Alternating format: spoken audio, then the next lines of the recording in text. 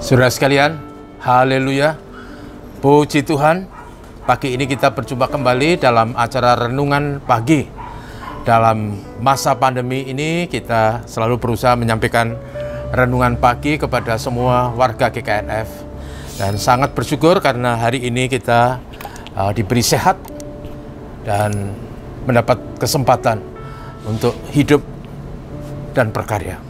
Saudaraku, tema pagi ini saya angkat dengan nama Lahairoi, dan artinya adalah sumber dari Dia yang memberi aku hidup. Kata itu diambil dari Kejadian 16 ayat 14. Saudara yang kekasih, kata Lahairoi adalah nama sumur yang berada di antara Kadeshi dan Beret, dekat dengan perbatasan Mesir. Di sumur itu, Ibu Hagar, hamba Sarai, yang notabene juga adalah istri selir dari Bapak Abraham, sedang mengandung dan diusir oleh nyonyanya, yaitu Ibu Sarai. Seperti biasa, karena seorang suami yang punya dua istri selalu terjadi persaingan, dan karena itu ada rasa tidak senang, rasa sakit hati, rasa iri hati, dan seterusnya. Pada waktu Ibu Hagar terusir, dia merasa frustrasi, dia merasa lelah, bahkan mungkin dia ingin mati. Lalu di suatu tempat di dekat sumur Lahairoi itu, dia ditemui oleh malaikat Tuhan, dan beliau menamakan malaikat Tuhan itu dengan sebutan El-Roi. Artinya, bukankah aku melihat Dia yang telah melihat aku?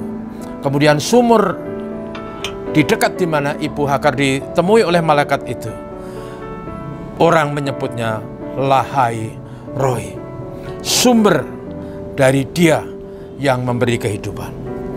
Saudaraku, dalam keadaan genting yang dialami oleh Ibu Hagar, maka malaikat Tuhan itu menemui dan mengasihi dia supaya dia kembali kepada tuannya, harus rela walaupun tertindas, dan menjelaskan kepadanya bahwa dia akan melahirkan seorang anak laki-laki yang nanti juga akan menjadi bangsa yang besar.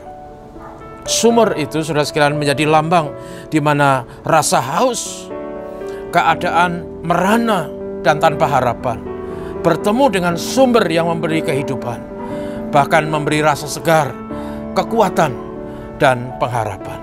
Itulah yang dialami oleh Ibu Hagar. Kemudian dalam Kejadian pasal 24, nama Lahairoi muncul kembali. Dalam hal ini berhubungan dengan seorang bernama Ishak. Ishak adalah anak perjanjian, anak Abraham dan Ibu Sarai, yang pada waktu itu Ishak sedang juga mengalami kegalauan dan kesusahan, kesepian dan penderitaan, karena baru saja ditinggalkan oleh ibunya, meninggal dunia. Dan di samping itu papahnya juga sudah sangat tua. Pada waktu itu Abraham, papanya, menyuruh seorang hamba bernama Eliasar untuk pergi ke Haran mencari seorang istri bagi Ishak. Saya membayangkan hidup seorang seperti Ishak pada zaman itu tidaklah seperti zaman sekarang. Hidupnya sangat sulit. Zaman itu belum ada teknologi, zaman itu belum ada jalan raya, zaman itu belum ada tempat hiburan, zaman itu semuanya serba tradisional. Tidak seperti yang kita alami sekarang. Dan pada waktu itu Ishak sedang dalam perjalanan dari sumur atau arah Lahairoi. Kemudian dia melihat unta-unta yang berjalan ke arah dia. Dan saudara, pada waktu itulah akhirnya Ishak bertemu dengan calon istrinya yang sedang dicari oleh bapaknya, seorang istri yang dikenal oleh keluarga Abraham, supaya Ishak nanti mendapatkan seorang istri, bukan seperti orang yang membeli kucing dalam karung.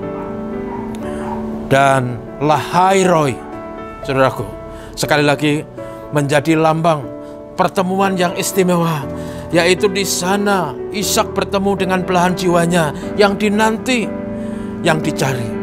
Dia menemukan semangat, kesegaran, kekuatan dekat sumur Lahai Roi. Saudara yang kekasih, dalam sudut pandang Alkitab, Lahai Roi itu punya makna mesianis.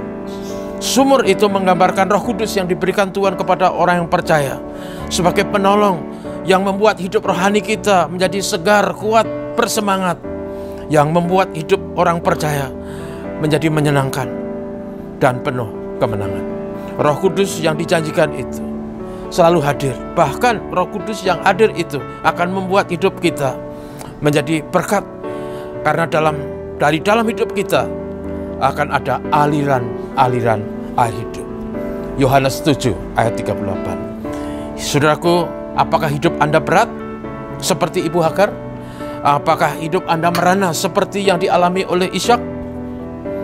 Saudara, mintalah kepada Kristus Tuhan supaya Dia memberikan kepada kita Roh Kudus, supaya hidup kita kuat dan menjadi berkat. Roh Kudus itu adalah Lahai Roi dari Tuhan di zaman kita, sehingga bukan saja kita dikuatkan, tetapi kita bisa menguatkan dan memberkati yang lain.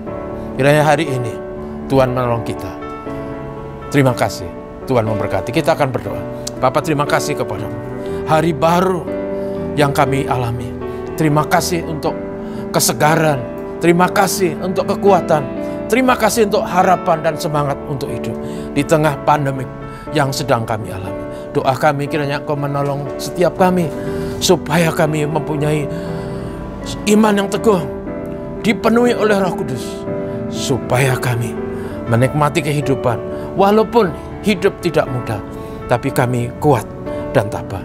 Berkat Tuhan selalu kami mohon untuk negeri kami, supaya virus corona lambat laun diatasi.